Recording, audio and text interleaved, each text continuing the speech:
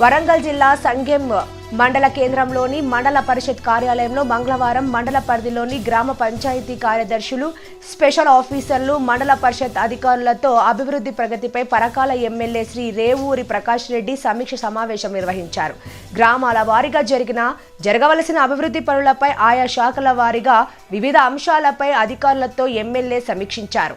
ఈ సందర్భంగా ఎమ్మెల్యే రేవూరి ప్రకాష్ రెడ్డి మాట్లాడుతూ మండల సమగ్ర అభివృద్ధికి అన్ని శాఖల అధికారులు బాధ్యతగా సమన్వయంతో పనిచేయాలని సూచించారు. మండలంలో జరుగుతున్న అభివృద్ధి పనులు పూర్తి చేసేందుకు చర్యలు తీసుకోవాలన్నారు. ప్రభుత్వ అధికారులు సక్రమంగా విధులు నిర్వహిస్తూ గ్రామాల్లో ఎప్పటికప్పుడు సమస్యలు పరిష్కరించాలని అన్నారు. సీఎం రేవంత్ రెడ్డి నేతృత్వంలోని ప్రజాప్రభుత్వం అమలు చేస్తున్నటువంటి పథకాలను క్షేత్రస్థాయిలో సక్రమంగా అమలయ్యేలా చర్యలు తీసుకోవాలని సూచించారు. రాజకీయాలకు అతీతంగా అర్హులైన లబ్ధిదారులందరికీ ప్రభుత్వ సంక్షేమ పథకాలు వర్తింపజేసేలా అధికారులు బాధ్యతగా వ్యవహరించాలని ఆదేశించారు. రైతులు అప్పులతో బాధపడకుండా అర్హులైన ప్రతి రైతుకు 2 లక్షల వరకు రుణమాఫీ కాంగ్రెస్ ప్రజాప్రభుత్వం చేసిందని, వివిధ కారణాల వల్ల అర్హులై ఉండి రుణమాఫీ రాని రైతుల సమస్యలను పరిష్కరించి రుణమాఫీ వర్తించేలా అధికారులు సహకరించాలన్నారు.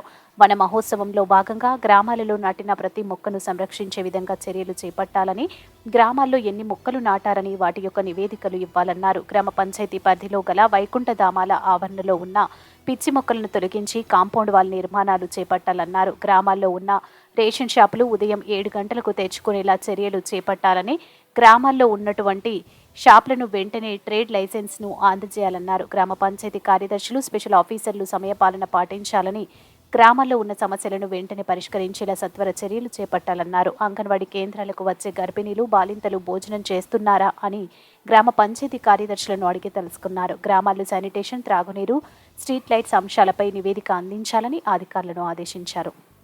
చెప్పండి, అంగన్వాడీ సెంటర్స్ లో ప్రెగ్నెన్సీ లేడీస్ వచ్చి తింటున్నారు అనేది మేము వెరిఫై చేసినాము. వెరిఫై చేసినామనడం చేతులు చెప్పండి.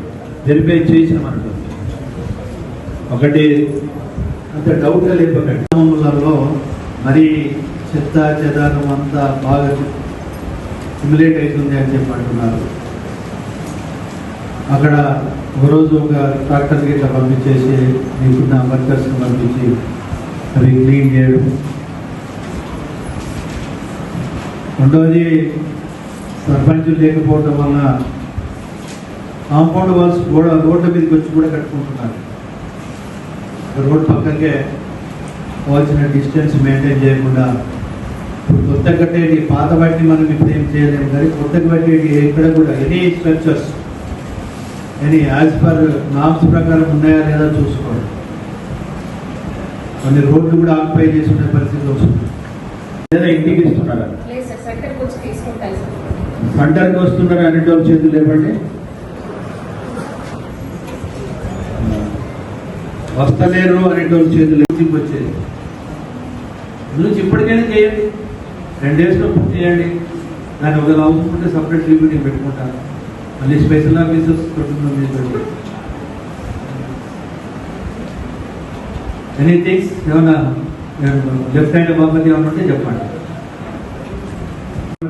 వాళ్ళకి పడితే పడని అంటారు. అది చేయాలి. అది ఎప్పుడు చేసి పెడతారు, మీరు ఎప్పుడు చెప్తారు నాకు? మీ బాధ్యత నడవాలి.